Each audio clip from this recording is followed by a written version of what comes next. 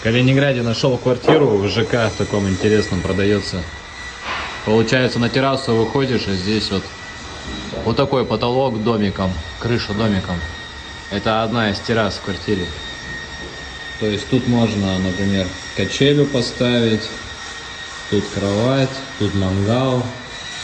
То есть любуешься здесь красивым видом, провожаешь закат, встречаешь рассвет и любуешься еще одним красивым видом Елены Александровны.